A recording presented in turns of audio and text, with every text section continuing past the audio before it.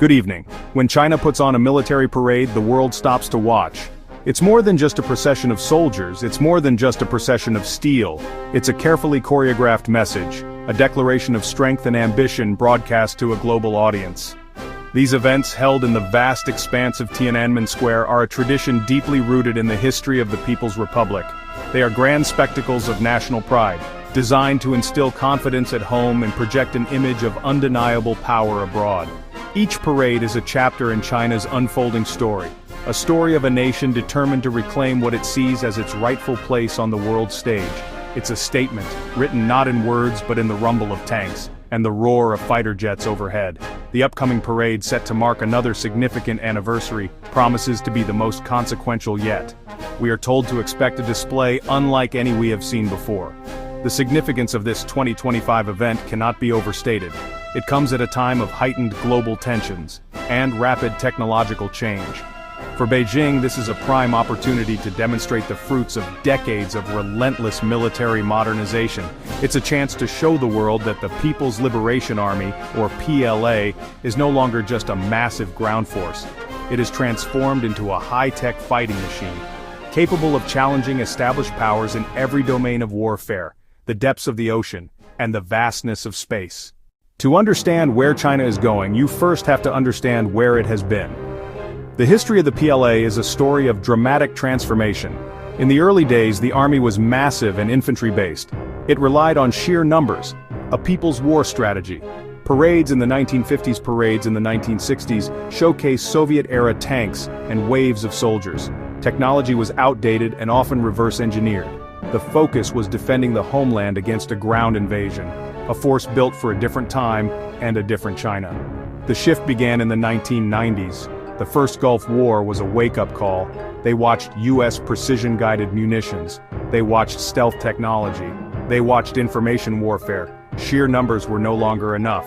A new doctrine: win local wars under high-tech conditions. A two-decade spending spree and overhaul followed. The focus shifted from quantity to quality, from a ground-centric army to a powerful navy, to a modern air force, and a new emphasis on rocket forces. In 2015, the world saw the DF-21D, the carrier killer. In 2019, Beijing unveiled the DF-17, a hypersonic glide vehicle. Let's talk about the technology that everyone will be looking for. Two areas are drawing the most attention: hypersonic missiles and artificial intelligence, particularly in drones. First, the hypersonics. Imagine a missile that travels at more than 5 times the speed of sound. That's over a mile per second. But speed is only part of the story. Unlike a traditional ballistic missile, which follows a predictable arc like a thrown baseball, a hypersonic glide vehicle can be maneuvered. It can fly low, hugging the terrain, and make sharp turns on its way to a target.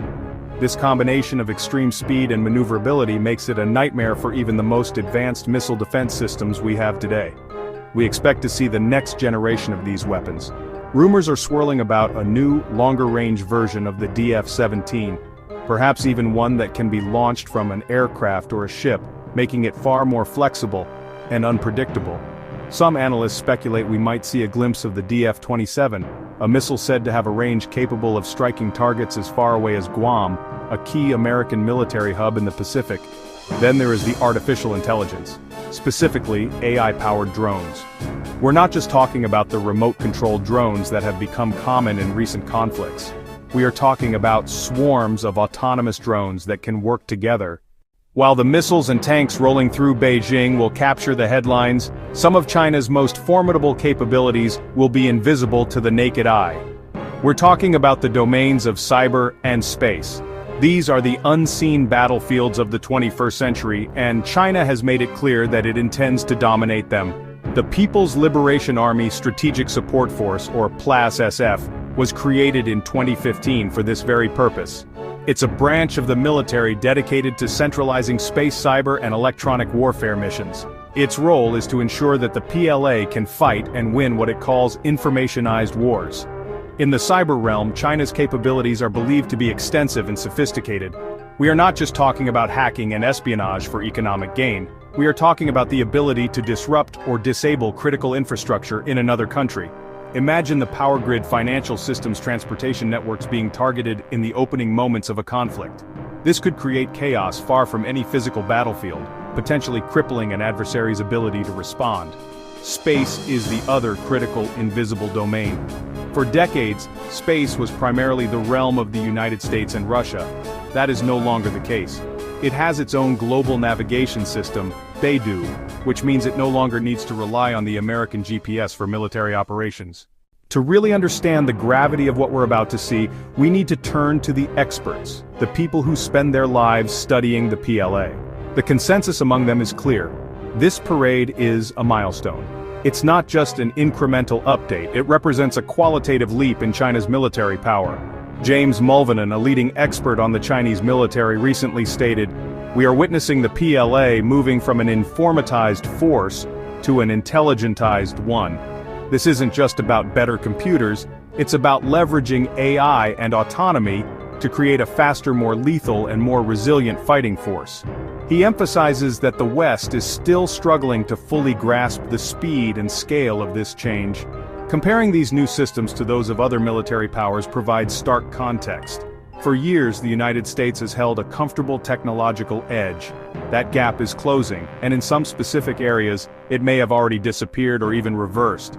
Take hypersonics, for example. While the US has multiple hypersonic programs in development, it has faced testing setbacks. China, on the other hand, has had an operational system, the DF-17, on display since 2019. "We are in a race," a senior defense analyst told us.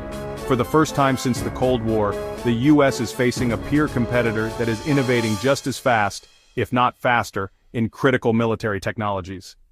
The economic engine driving this military expansion is also a key part of the analysis. China's defense budget has seen nearly 3 decades of sustained, near double-digit growth. The new technologies on display in Beijing will send ripples across the globe, fundamentally altering strategic calculations in Washington, Tokyo, Brussels, New Delhi. For decades, the military balance, particularly in Asia, has been underpinned by the unquestioned dominance of the United States Navy and Air Force. China's new capabilities are designed to directly challenge that dominance. Weapons like the DF-21D and DF-27 carrier-killer missiles create what military planners call an anti-access/area denial, or an A2/AD bubble. This is an invisible keep-out zone, making it increasingly risky for US naval forces to operate close to China's coast in a crisis. This changing reality is forcing a major rethink among US allies in the region. Nations like Japan, South Korea, Australia, the Philippines have long relied on the US security umbrella. Will the United States risk an aircraft carrier and its 5,000 crew members to defend a disputed island chain? Beijing hopes the answer is no. This uncertainty is already prompting these nations to increase their own defense spending and forge new security partnerships, leading to a regional arms race that is making the Indo-Pacific one of the most militarized areas on the planet. The impact extends far beyond Asia. A more powerful and confident China is asserting its influence on a global scale. It is establishing military outposts, like its base in Djibouti, and using its growing naval power to protect its expanding economic interests along the Belt and Road Initiative. China is not just seeking to be a regional power, it is positioning itself as an alternative pole in a new, multipolar world. This parade is a declaration that it has the military muscle to back up its global economic and diplomatic ambitions.